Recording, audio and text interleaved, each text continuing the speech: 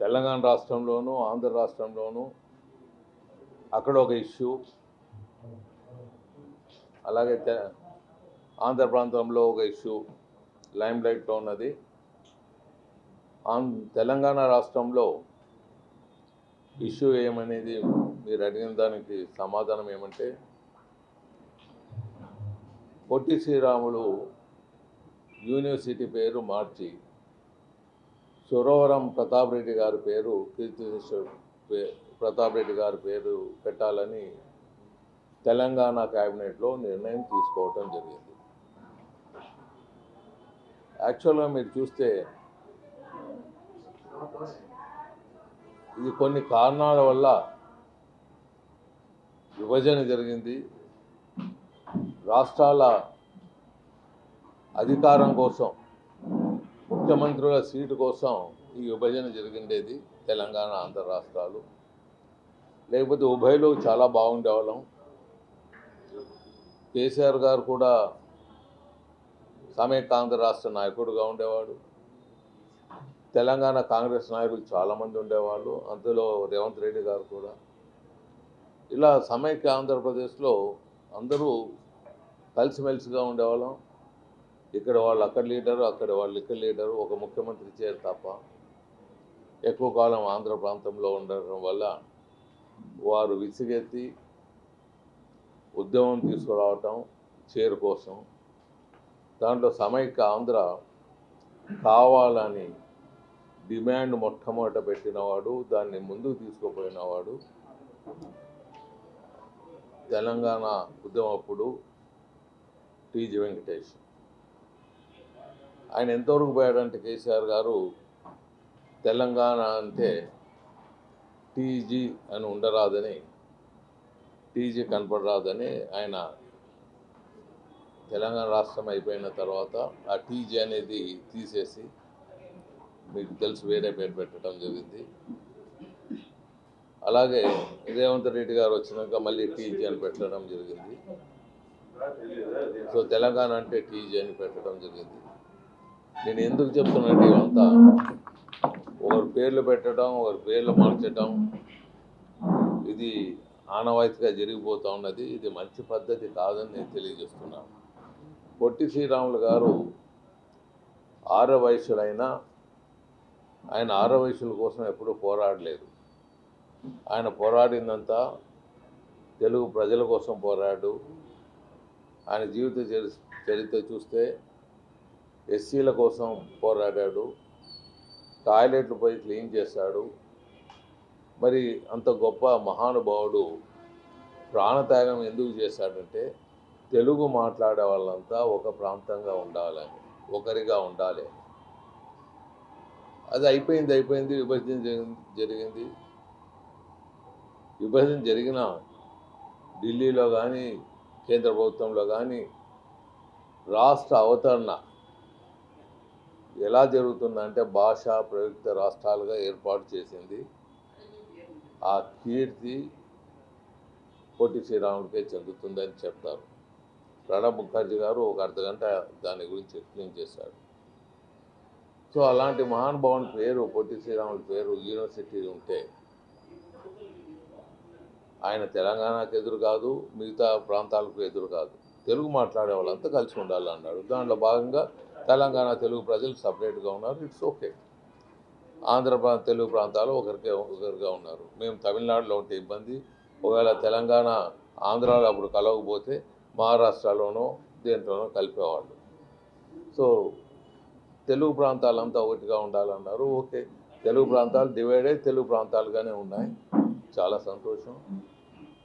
మరి నేను చెప్పేది ఏమంటే, పేరు ఎందుకు మార్చాలి? అక్కడ ఒక సెంటిమెంట్, వైశ్యుల్లో ఒక సెంటిమెంటు దెబ్బతినే విధంగా ముందుకు పోతున్నది. అన్ని దగ్గర తెలంగాణలో ఉండే వైశ్యులు, ఆంధ్రాలో ఉండే వైశ్యులు, మిగతా అభిమానులు, పొట్టి శ్రీరాములు అభిమానులు, తెలుగు పండితులు అందరూ ఇది ఏకకంఠంతో ఇది తప్పని ఖండిస్తున్నారు. మరి నేను చెప్పేది ఏమంటే, మరి ఒక తూరి ఇప్పుడు కేసీఆర్ కుమారుడు తారక రామారావు అంటే ఎన్టీ రామారావు పేరు పెట్టారు. మళ్ళీ తెలంగాణ నుంచి ఆయన పేరన్నా మారుస్తారా, లేకపోతే ఆయన తెలంగాణ నుంచి వెలివేస్తారా, అది కూడా తెలుసుకోవాలి. మరి అంతేకాకుండా రేవంత్ రెడ్డి గారి అల్లుడు వచ్చి ఆంధ్రుడు, మళ్ళీ ఆంధ్రుడు ఆయన ఉన్నందున మరి వాళ్ళని ఏం చేస్తారో తెలియదు. మరి ఈ విధంగా, ఎందుకంటే ఇప్పుడు సర్నేమ్ వచ్చి ఆయన బిడ్డకు మారిపోతుంటుంది. మరి దాన్ని ఏం చేస్తాడో నాకు తెలియదు. మరి ఈ విధంగా చనిపోయిన వాళ్ళు కీర్తిశేషులు పొట్టి శ్రీరాములు గారు, సురవరం ప్రతాప్ రెడ్డి గారు స్వర్గంలో కలిసే ఉన్నారు. వాళ్ళు మీరు మాత్రం విభజిస్తారు. వాళ్ళు అసలు స్వర్గంలో ఉన్నారు, వాళ్ళకి ఎందుకు ఇబ్బందులు పెడతారు వాళ్ళని? రేవంత్ రెడ్డి గారు ఆ స్వర్గంలో ఉండే వాళ్ళకు ఇది చూసి వాళ్ళు కూడా అట్లా కొట్లాడే పరిస్థితి మీరు తెస్తున్నారేమో. ఎందుకు ఇవంతా మీరు అనవసరంగా ఎన్నో పనులు మంచివి చేస్తున్నారు, దాంట్లో ఇవంతా మీరు నెత్తి మీద పెట్టుకొని ఒక కమ్యూనిటీని, ఒక సిద్ధాంతాలు మంచి నమ్మకం ఉండేవాళ్ళు, మీతో కలిసి ఉండేవాళ్ళు వాళ్ళని దూరం చేసుకుంటున్నారేమో నేను అనుకుంటున్నాను. మరి అంతేకాకుండా అంత మీ ప్రతాప్ రెడ్డి గారు, సురవరం ప్రతాప్ రెడ్డి గారు మహానుభావులు, పెద్దలు, కీర్తిశేషులు, వాళ్ళ పేరు మీరు పెట్టాలనుకుంటే అసెంబ్లీకి పెట్టండి, అసెంబ్లీలో వారి పేరు పెట్టండి. ఎందుకంటే ఆయన ఉద్యమ నాయకుడు, అసెంబ్లీకి పెట్టండి, తప్పులేదు. ఆయన విగ్రహాన్ని పెట్టండి, పేర్లు మార్చే పని ఏముంటుందని నేను తెలియజేస్తున్నాను. ఇది ఆయన విజ్ఞతకే, రేవంత్ రెడ్డి గారి విజ్ఞతగా వదిలేస్తాం, అంతకన్నా మేము చేసేది ఏమి లేదు. మా వాళ్ళు చాలా ఉద్రేకంగా ఉన్నారు, అక్కడ బాధతో ఉన్నారు, ఒక సెంటిమెంట్గా ఫీల్ అవుతున్నారు మా సోదరిమణులు. మరి ఇంకా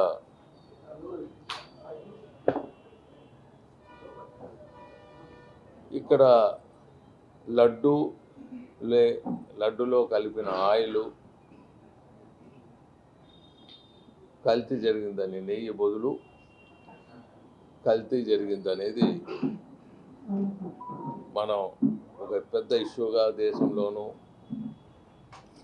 ప్రపంచంలో ఉండే హిందువులకంతా ఒక మెసేజ్ పోవటం జరిగింది. దీంట్లో తిరుపతిలో అవకతవకలు జరిగాయని మనం గత కొన్ని సంవత్సరాలుగా వింటూనే ఉన్నాం.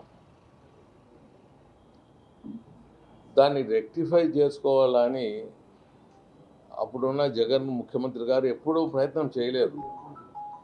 దానికి తోడు సుబ్బారెడ్డి గారిని పెట్టడం, అంతకుముందు ఉండటం, మళ్ళీ సుబ్బారెడ్డిని తేవటం, మరి కరుణారెడ్డి గారిని తేవటం. కరుణాకర్ రెడ్డి మీద చాలా అభియోగాలు ఉన్నది. ఆయన రియల్గా ఆయన నాస్తికుడు, లేకపోతే ఒక అన్య మతంలో ఆయన ఇన్ఫ్లుయెన్స్ ఉన్నది ఆయన మీద అనేది అభియోగం చాలా ఉన్నాయి. ఇక్కడ టెంపుల్లో ఇట్లా అభియోగం ఉండే వాళ్ళని ఎందుకు తీసుకొని వస్తున్నాడో అర్థం కాలేదు. సుబ్బారెడ్డి వైఫ్ మరి ఆమె ఎక్కడ వెళ్ళినా ప్రచారంలో రాజశేఖర రెడ్డి వైఫ్ అంటూ అన్య మతాల్లో ఆమె ప్రచారంలో ఉన్నది అనేది ఒక అభియోగం. ఇంత అభియోగాలు ఉన్నప్పుడు, రియాలిటీ ఉన్నప్పుడు కొన్నిట్లో వాళ్ళని ఎందుకు పెట్టాడు? అది బంధుత్వం ఉండే వాళ్ళకు, జగన్ గారికి నాకు నమ్మకం ఉంది తిరుపతి వెంకటేశ్వరం మీద అని డిక్లరేషన్ ఇచ్చేదానికి, నమ్మకం ఉందని ఇచ్చేదానికి ముందుకు పోనేవాడు.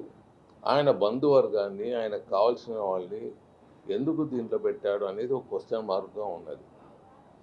అభియోగాలంటే రోజు వచ్చాయి, ఈ రోజు ఆ రోజు కాదు. సోషల్ మీడియా తీసుకుంటే తిరుపతిలో అన్య మతాలకు సంబంధించిన ఫోటోలు, టీవీలు మళ్ళీ అక్కడ జరుగుతున్నాయి.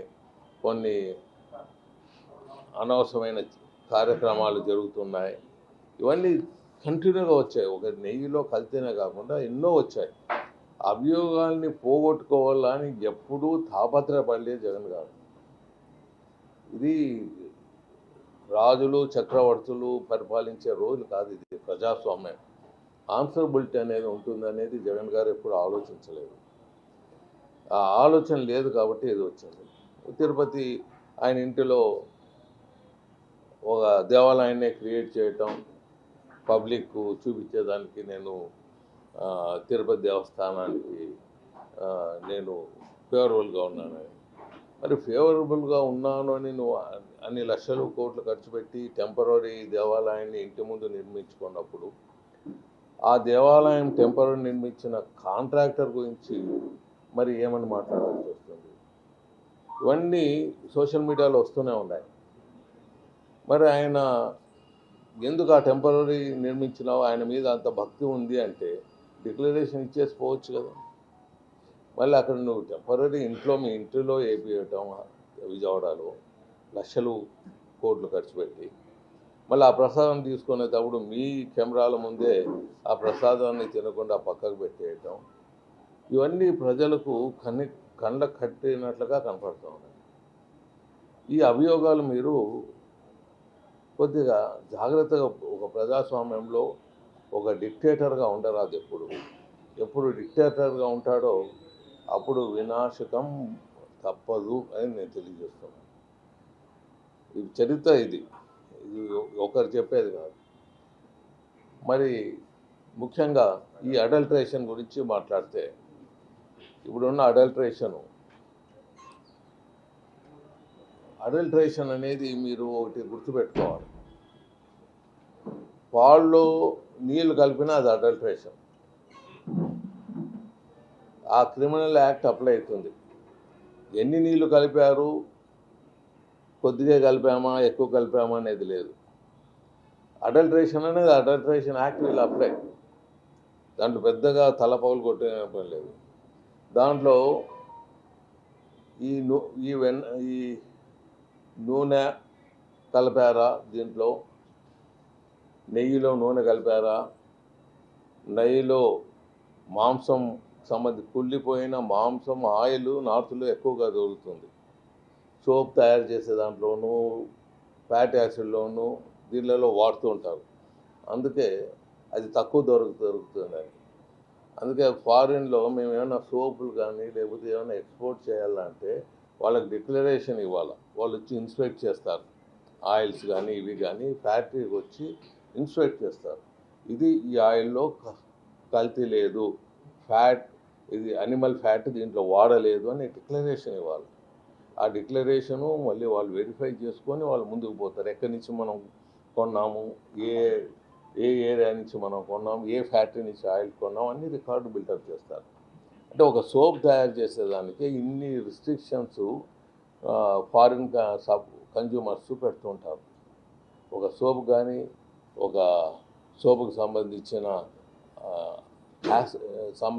ఏవి సంబంధించిన అవి తయారు చేసి ఎక్స్పోర్ట్ చేస్తామంటే సోప్ నూడిల్స్ కానీ వాళ్ళు ఇవన్నీ చూస్తారు. మరి ఇటువంటి రిస్ట్రిక్షన్స్ ఉంటాయి. మరి అడల్ట్రేషన్ అనేది మళ్ళీ మీకు చెప్తున్నాను చాలా ఇదిగా, వాళ్ళు పామాయిల్ వాడినా లేకపోతే వనస్పతి అనేది మేము కూడా వనస్పతి తయారు చేసేవాళ్ళం. వనస్పతి రకరకాల అయిన ఆయిల్స్ కలిపి వనస్పతి చేస్తారు. అప్పుడు గ్రౌండ్నట్ పామాయిల్ ఇంపోర్ట్ ఉండేది కాదు. గ్రౌండ్నట్ ఆయిల్ చాలా కాస్ట్లీ అయినప్పుడు రైస్ బ్రాన్ ఆయిల్, మిగతా ఆయిల్స్ అన్నీ కలిపి దాన్ని వనస్పతిగా తయారు చేస్తారు. ఆ దాంట్లో కూడా వాళ్ళు చెప్పిన ఆయిల్సే మిక్స్ చేయాలి. దాన్ని వేరే ఆయిల్స్ ఏమైనా మిక్స్ చేసి వనస్పతి చేస్తే అది కూడా అడల్ట్రేషన్ కింద డిక్లేర్ అవుతుంది. సో ఇది ఇంతవరకు ఎందుకు చెప్తానంటే, కేసు పెట్టాలంటే మాంసమే దీంట్లో కలిపారు అనే వరకు వెయిట్ చేసే పని లేదు. కేసు నిమిషాల మీద పెట్టేయచ్చు. అడల్ట్రేషన్ తేలితే అడల్ట్రేషన్ అని పామాయిల్ కలిపినా లేకపోతే మిక్స్డ్ ఆయిల్స్, వేరే ఆయిల్స్, రిజెక్టెడ్ ఆయిల్స్ అన్నీ కలిపి వనస్పతి చేస్తే ఆ వనస్పతిని దీంట్లో కలిపినా ఇది అడల్ట్రేషన్ కింద వస్తుంది. అడల్ట్రేషన్ కింద వచ్చినప్పుడు యాక్ట్ ఈజ్ ఓన్లీ సేమ్. నువ్వు అనిమల్ ఫ్యాట్ వాడినా వేరేది వాడినా యాక్ట్ ఈజ్ సేమ్. అది సెకండ్స్లో తెలిసిపోతుంది. ల్యాబ్లో కూర్చుంటే ఇమీడియట్గా అడల్ట్రేషన్ వస్తుంది. ఆ అడల్ట్రేషన్ అయింది అంటే దాని మీద కేసు పెట్టి ముందుకు వెళ్ళిపోవచ్చు. సిట్ అనేవాళ్ళు వచ్చారు, అన్నీ చేశారు, అందరూ చేస్తారు. అల్టిమేట్గా పనిష్మెంట్ ఈజ్ సేమ్. ఏం చేసినా పనిష్మెంట్ ఈజ్ సేమ్. మర్డర్ చేస్తారు, కత్తితో పొడిచినా లేకపోతే తుపాకులతో గన్తో పొడిచి రివాల్వర్తో కాల్చినా మర్డర్ చేస్తే మర్డర్ ఈజ్ మర్డర్. నువ్వు ఏమితో చేస్తావు అనే దానికి punishment may not be difference. Criminal act will apply same thing. So ఇది నేను ఎందుకు చెప్తున్నా అంటే ఈ సెంటిమెంట్స్తో చాలా వరకు ముడి అయి ఉన్నది కాబట్టి రోజు ప్రజల్లో ఒక టెన్షన్ ఫీల్ అవుతున్నారు కాబట్టి ఏదో ఒకటి తేల్చేసేసి ఒకవేళ నిజంగా అడల్ట్రేషన్ అంటే అడల్ట్రేషన్ మీద అది కేసు పెట్టేసి అక్కడ క్లోజ్ చేసి సబ్జెక్ట్ వేరే దాంట్లో ముందుకు పోయి వెళ్తే బాగుంటుంది. ఇప్పుడున్న ప్రభుత్వము తిరుపతి దేవస్థానంలో చాలా అంతకు ముందుపే చంద్రబాబు నాయుడు గారు చాలా సిస్టమేటిక్గా ప్రొసీజర్స్ అన్నీ డెవలప్ చేశారు. దేశంలో ప్రపంచంలో ఒక సిస్టమేటిక్ ప్రొసీజర్స్లో ముందుకు పోయినది చంద్రబాబు ప్రభుత్వం అని ముందు నుంచి ఉన్నది. అది మా బీజేపీ నాయకులు కూడా అప్రిషియేట్ చేసేవాళ్ళు. చాలా సిస్టమేటిక్గా పోయిందని. ఇంకా ఇంప్రూవ్మెంట్ చేసేది ఉన్నది. ఇంకా ఎప్పుడు ఒక స్టూడెంట్గానే ఉండాలి. ముఖ్యమంత్రి అనేవాడు ఎప్పుడూ ఒక స్టూడెంట్గానే ఉండాలి. ఎప్పుడు దీన్ని పరిపాలన చేసేవాళ్ళు కూడా స్టూడెంట్స్ ఉండాలి. నలుగురితో విషయాలు పంచుకుంటే మీడియా వాళ్ళు ఉంటారు, మిగతా వాళ్ళు ఉంటారు, పబ్లిక్ ఉంటారు. చిట్ చాట్ చేసుకుంటే ఇట్లా కూర్చొని చిట్ చాట్ చేసుకుంటే విషయాలు బయటకు వస్తాయి. దాన్ని రెక్టిఫై చేసుకొని టెంపుల్ని ఇంకా అభివృద్ధి చేసే దిశలో ముందుకు తీసుకుపోవాలని ప్రభుత్వానికి విన్నపిస్తున్నాను.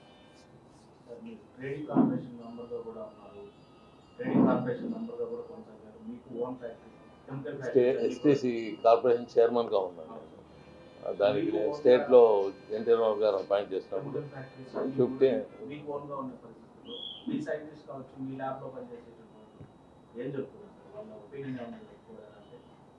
కొంతమంది సైంటిస్ట్ ఏం చెప్తున్నారంటే జంతువుల యొక్క పువ్వుని కలిపేటువంటి ప్రయత్నం చేస్తే నెయ్యి పాడైపోతుంది. అది ఎంత పర్సెంటేజ్ వాడారు అనేది ఒక క్వశ్చన్ మార్క్ ఉంటుంది. మా ల్యాబ్ వాళ్ళు మాకు ఆ ఐటెం వస్తే మేము టెస్ట్ చేయొచ్చు, అంతేగాని మేము ఊహాగానాల్లో చెప్పలేము. నెంబర్ 2. నెంబర్ 3 వచ్చి లడ్డు వాసన వస్తూ ఉంది, చెడిపోయింది, ఏం ఆయిల్ కలిపినా దాంట్లో ఆ క్వాలిటీ దెబ్బతింటుంది. అది ఎన్నో తూర్లు కంప్లైంట్ పబ్లిక్ చేశారు కూడా. ఇంకా దాని గురించి పెద్దగా మనం ఆలోచించట్లేదు. సో అడల్ట్రేషన్ అనేది 100% జరిగిందని నిర్ధారణకు వచ్చేసారు. దాంట్లో ఏమనేది, దాంట్లో ఏది ఎంత పర్సెంటేజ్ అడల్ట్రేషన్ అయిండేది అనేది ఒక సబ్జెక్టు. ఆ సబ్జెక్ట్లో ముందుకు పోవటం ఒక సబ్జెక్టు, యాక్షన్ తీసుకోవటం ఒక సబ్జెక్టుగా ఉంటుందని నేను తెలియజేస్తాను. కొన్నిసార్లు భక్తులు కంప్లైంట్ చేస్తూనే ఉంటున్నారు. సెంటర్లో బీజేపీ గవర్నమెంట్ హిందూ మనోభావాలు దెబ్బతింటున్నాయి, ఇలా క్వాలిటీ లేనటువంటి కంప్లైంట్ వచ్చినప్పుడు ఎందుకు స్పందించలేదు? ఇప్పుడు బీజేపీ ప్రభుత్వంలో ఒక దేశంలో ఏమవుతుందంటే స్టేట్ ఈజ్ డిఫరెంట్, వాళ్ళ వర్కింగ్ ఈజ్ డిఫరెంట్, కేంద్ర ప్రభుత్వం ఈజ్ డిఫరెంట్. ప్రతి ఒక్కటి ఇంటర్ఫియరెన్స్ ఇన్వాల్వ్మెంట్ అయ్యేదానికి ఉండదు. మీరు టెంపుల్స్ అన్నీ జగన్ గారి ప్రభుత్వం వచ్చేది టెంపుల్స్ అన్నీ చాలా టెంపుల్స్ దెబ్బతీయటం కానీ ఇబ్బందులు పెట్టడం కానీ జరిగిందని మన అందరికీ తెలిసిన విషయం. దాంట్లో ఒక సబ్జెక్టు తీసుకుంటే పత్తికొండలో మా కర్నూలు జిల్లాలో వైఎస్ఆర్ సంబంధించిన అభ్యర్థే అది చేశాడు. మరి దాని మీద ఏమి చర్యలు తీసుకోలేకపోయారు. బీజేపీ వాళ్ళు జైలుకు పోయారు, దాని మీద ఉద్యమాలు చేశారు. మరి ఇది ప్రజాస్వామ్యం. ఈ డెమోక్రసీ కంట్రీలో ఒక మారు ఎలక్ట్ అయినాక 5 సంవత్సరాలు వాళ్ళకి ఏ మాత్రం చెప్పినా ఎంత చెప్పినా బుర్రకు ఎక్కదు. అది బుర్రకు ఎప్పుడు ఎక్కుతుందంటే ప్రజలు మళ్ళీ వాళ్ళని దింపేంత వరకు బుర్రకు ఎక్కదు.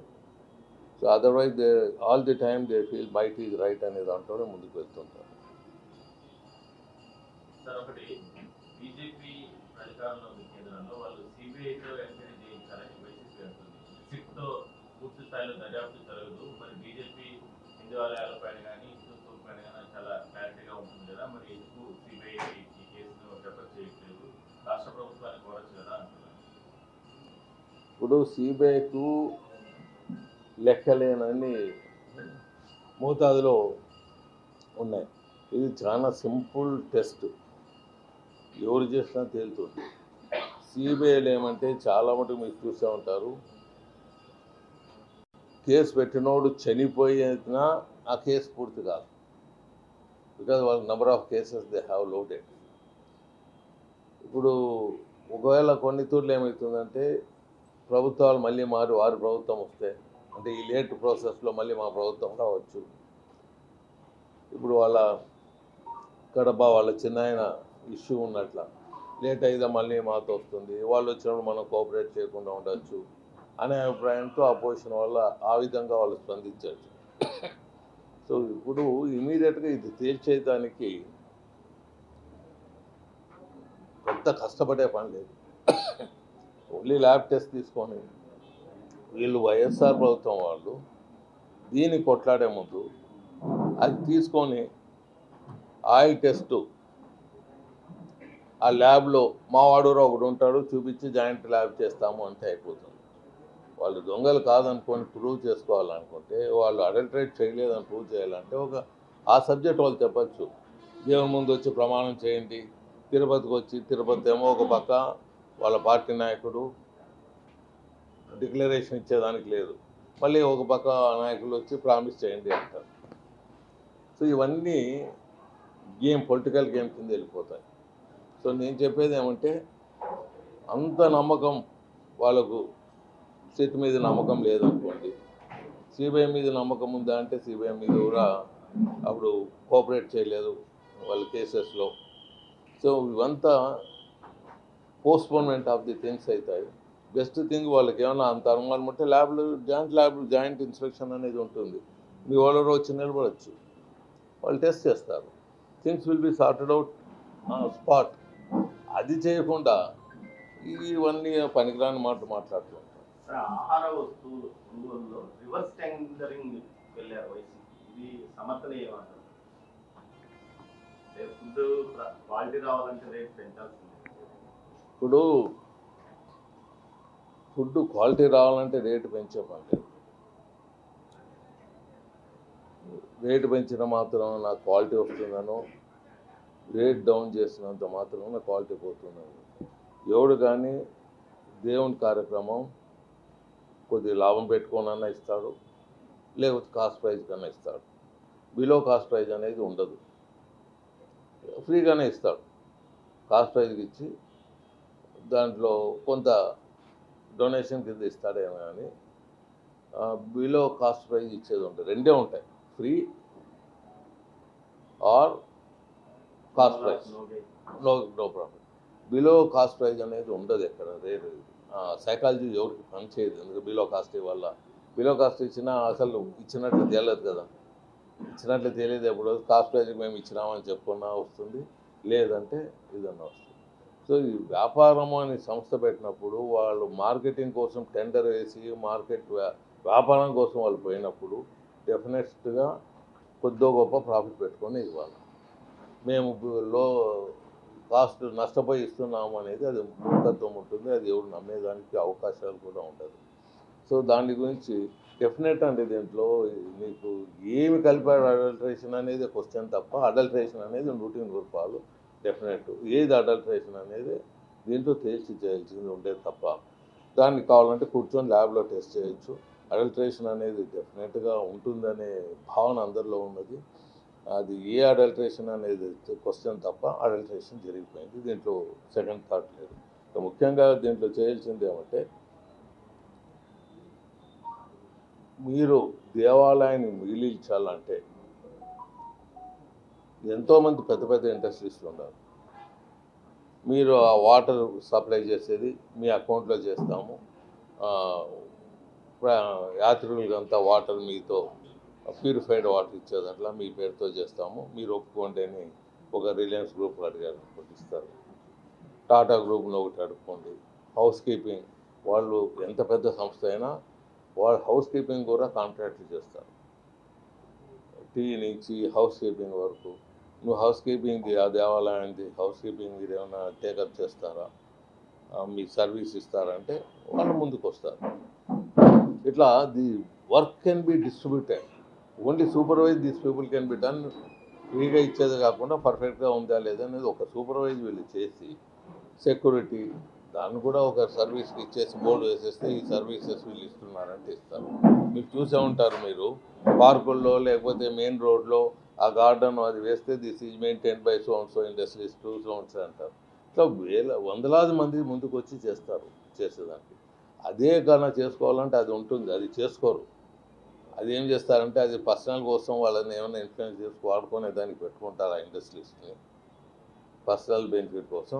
దేవునికి మాత్రం ఇట్లా అవి చేస్తూ ఉంటారు. ఇవంతా ఇవి దీంట్లో డీప్గా పోతే ఎన్నో వస్తాయి. మనం అడ్మినిస్ట్రేటర్స్ని బ్లేమ్ చేసేదానికన్నా దీన్ని పరిపాలించే నాయకులు యథా రాజా తథా ప్రజ ఉంటారు. సో రాజు ఎట్లా ఉంటే ప్రజలు అట్లే ఉంటారు. మళ్ళీ ఇక్కడ రాజులు వాళ్ళు అపాయింట్ చేసిన చిన్న రాజులు సామంత రాజులు వాళ్ళు సరిగా ఉంటే ఇవంతా ఎందుకు ఉంటాయండి? ఈ ప్రాబ్లమ్స్ రావు. ఇది ఇంపాసిబుల్. సో ఏదో పొరపాటుతో ఏమైనా చేయాల్సిందే కానీ ఇది అడ్డదారులతో అధికారులు అడ్డదారులు కొద్దిగా గొప్ప స్మాల్ వే చేసుకోవాల్సిందే తప్ప పెద్ద ఎత్తున చేయాలంటే అది ఆమె ఆ నాయకులకు అంటుకోకపోతే చేయరు. ఇది వాస్తవం, దీంట్లో డోకా లేదు. జగన్ గారు కానీ తమ్మినేని సీతారాం కానీ ఆవుల్లో పోషకాలు కల్తీ అయింది అని చెప్పి వాళ్ళు ప్రకటించారు. దాని మీద నిజమే అంటారా? అంటే ఇప్పుడు సిట్ అనేది అపాయింట్ చేస్తారు. ల్యాబ్ టెస్ట్ పూర్తిగా మనకు రిపోర్టు రావాలి. ల్యాబ్స్ వీళ్ళు కూడా ఛాలెంజ్ చేయాలి. ఇవంతా ఉన్నాయి. కల్తీ అనే దాని వరకు నిర్ధారణ మేము వస్తాము. ఎంతవరకు ఏ పర్సంటేజ్ ఫ్యాట్ యానిమల్ ఫ్యాట్ ఏం కలిపింది, లేకపోతే పామ్ ఆయిల్ ఏం కలిపింది, లేకపోతే ఇంపోర్టెడ్ ఆయిల్స్, లేకపోతే మిక్స్డ్ వేస్ట్ ఆయిల్స్ అవన్నీ కలిపి వనస్పతిగా చేసి అదెంత వాడారు అనేది మనకు it takes time to do it. దేవాలయాల పాలక మండలి త్వరలో నియమించబోతుంది ప్రభుత్వం. మీలాంటి పెద్దవాళ్ళు ఏదైనా టెంపుల్కి చైర్మన్గా ఉంటే బాగుంటుంది అన్న అభిప్రాయం కూడా మీరు ఆలోచిస్తున్నట్టు కనబడుతుంది. ఆ ప్రయత్నాన్ని చేయబోతారా? అంటే ఆరో ఇష్యూల్లో ఏమవుతుందంటే అన్నీ వాళ్ళకు ఎవరి మీద ప్రేమ అయితే వాళ్ళ పేర్లు చెప్పేస్తూ ఉంటారు. మేము దానికి అనర్హులం. దానికి అర్హులు ఎప్పుడైతారంటే అక్కడ వచ్చి కూర్చొని ఒక పరిపాలన చేయాలి. అక్కడ కూర్చొని పరిపాలన చేయాలి. ఏదో హనీమూన్కి పోయినట్లు అట్లా పోయి వచ్చేదానికి ఇది టెంపుల్ మేనేజ్మెంట్ ఇవ్వరాదు. దానికి డివోట్ చేసేవాళ్ళు మాట్లాడేవాళ్ళు అనర్హులం. దానికి మేము దానికి అట్లా మేము ఆలోచించిన తప్పు సందేశం చాలా ఏళ్ళ కిందటే వచ్చింది. దేవస్థానంది శ్రీశైలం దేవస్థానం, వెంకటేశ్వర దేవస్థానం దండ పెట్టి మేము అనర్హులని ఆ రోజు చెప్పుకున్నాం. ఇప్పుడు అదే చెప్పుకుంటాం. ఎస్, ఇప్పుడు ఇదంతా ఏమవుతుందంటే సార్, నేను రాయలసీమ ప్రాంతానికి విద్యార్థి పరిషత్ లీడర్గా ఉంటేనే, వెంకయ్య నాయుడు గారు ఆంధ్ర ప్రాంతానికి ఉంది, ఇందర్సేన్ రెడ్డి గారు తెలంగాణకు ఉంది. ఇది మనం అడిగితే ఇచ్చే పోస్టులు కాదు. ఈ హైకమాండ్ అనేది వాళ్ళకు మంచి అభిప్రాయాలు వీళ్ళకు కూడా ఇవ్వాలా అనేటప్పుడు వచ్చే కార్యక్రమం. సో దాంట్లో న్యాచురల్గా అది స్ప్రెడ్ అవుతూ ఉంటుంది. ఇందర్సేన్ రెడ్డి గారికి ఇచ్చే ముందే అస్సాం, నాగాల్యాండ్ ఏరియాలో మీకు ఇస్తే ఇవ్వచ్చు అనేది ఒకటి బయటకు వచ్చినప్పుడు నేనే పోయి దండం పెట్టి ఆ ఏరియాలో నేను పోలేను సార్ అని చెప్పి రావటం జరిగింది. ఇప్పుడు దేవస్థానానికి ఎలా పోతానో నేను ఆ ఏరియాలో నేను పోలేను, నేను చేయలేను, అక్కడ కూడా నేను అనర్హుడు అని చెప్పుకొని వచ్చాను. నేను వాళ్ళు ఇస్తూ ఉండరో లేదో కానీ ఆ రూమర్స్ వచ్చేదే పోయి మొక్కి వచ్చాను నేను రాను. తర్వాత ఇందర్సేన్ రెడ్డి గారికి ఇచ్చారు నా మిత్రుడు. సో మేమంతా ముగ్గురు లీడర్స్, వెంకయ్య నాయుడు గారు కానీ, ఇందర్సేన్ రెడ్డి గారు కానీ, నేను కానీ 3 ప్రాంతాల్లో విద్యార్థి పరిషత్ లీడర్స్ మేము. సీనియర్ మోస్ట్ వెంకయ్య నాయుడు గారుగా ముందుకు పోయారు. అది and he has done a big justice to the country ఈ సర్వీసెస్. మొన్న జగన్మోహన్ రెడ్డి ప్రెస్ మీట్ లో చంద్రబాబు తిరుమల పవిత్రతను దెబ్బతీస్తున్నారు, బీజేపీ ఎందుకు నోరు మెరపడం లేదు, చంద్రబాబును ఎందుకు ప్రశ్నించలేదని జగన్ ప్రశ్నిస్తున్నాను. ఇదంతా పొలిటికల్ స్టంట్లో వెళ్ళిపోతుందండి. దీని మీద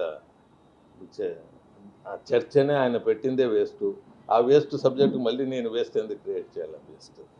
హైడ్రాకి సంబంధించి ఇష్ట ప్రకారం పుట్టుకుంటూ వెళ్ళిపోతున్నారు హైదరాబాద్ అని చెప్పి చాలా మంది ఇప్పటికే కొనుగోలు చేసి ఇన్ని సంవత్సరాలు గమ్మున అయిపోయారు అని చెప్పి చాలా మంది రోడ్డుని పడే పరిస్థితి. అంటే ఇది దేశంలో, మన దేశంలో, ప్రపంచంలో ఈ చట్టాలు అనేది అందరూ మనం తెలుసుకోవాల్సింది ఏమంటే, అసైన్ ల్యాండ్ అని మీకు తెలిసి ఉంటుంది. మేము భూములు కొనేటప్పుడు పక్క భూమి ఎంత కొని ఉంటామో అదే భూమి అసైన్ ల్యాండ్ అనే భూమి కూడా మేము అంతకే కొన్నాం. ఒక దగ్గర ఒక 18 acres 20 acres కొన్నాం. ఈరోజు అది ₹1 కోటి అవుతుంది ఒక్కొక్క ఎకరం. ఇది తెలుసుకోవాల్సిన సబ్జెక్టు. 20 acres 19-20 acres మేము సరెండర్ టు ది గవర్నమెంట్. ఇది ఏమవుతుందంటే, నాకేదో డబ్బులు ఉన్నాయి, నేను చేసుకోగలుగుతాను, నేను సరెండర్ చేసి ఉండొచ్చు. అమ్మినోడు దొర, కొన్నోడేమో దొంగ అవుతాడు. దుడ్లు పెట్టుకున్నోడు వాడేం తక్కువ కొనిండాడు పక్కన. స్టేట్ గవర్నమెంటు దీంట్లో భాగస్తులు. అప్పుడు బ్లాక్ మార్క్ ఉండేది కాదు, అంటే జీరో చేసేవాళ్ళు, వాల్యూ జీరో చేసేవాళ్ళు. అసలు గవర్నమెంట్ ల్యాండ్ అంటే ఇప్పుడు చేస్తున్నారు, అప్పుడు చేసేవాళ్ళు కాదు. సో గవర్నమెంట్ రిజిస్ట్రేషన్ చేసుకొని రిజిస్ట్రేషన్ దొడ్లు తింటారు అందరూ. దీంట్లో అమ్మినోళ్ళు రిజిస్ట్రేషన్ డబ్బులు తిన్నోళ్ళు ఏమో దొరలు, కొన్నోడేమో దుడ్లు పోగొట్టుకున్నోడు దొంగ. చట్టము ఏం చెప్తుందంటే, we are supposed to know the act అంటారు అంతే. మనం తెలుసుకోవాలా అని అంటారు. దాంతో అందరూ దెబ్బతింటుంటారు. గవర్నమెంట్ కూడా దీంట్లో పార్టీ కాబట్టి అభాగ్యులైన వాళ్ళు, దెబ్బతిన్న వాళ్లకు స్టేట్ గవర్నమెంటు వాళ్ళకి ఏదన్నా అవకాశం కల్పించాలి. ప్రభుత్వం ల్యాండ్ దండిగా ఉంటుంది కాబట్టి ఇట్లా అభాగ్యులకి చేయాలి. దీన్ని మోసం చేసిన రిజిస్ట్రార్ గారు కానీ గవర్నమెంట్ అధికారులు కానీ, రెవెన్యూ అధికారులు కానీ, మరి అమ్మినవాడు కానీ, వాళ్ళని కూడా క్రిమినల్ యాక్ట్ పెట్టి నువ్వు ఎట్లా అమ్మినావని వాళ్ళని కూడా ముందు బొక్కలో తోయాలి. అది తోస్తే ప్రజలు శాంతిస్తారు. వీళ్ళకి ఏదైనా ఆధారం చూపాలి.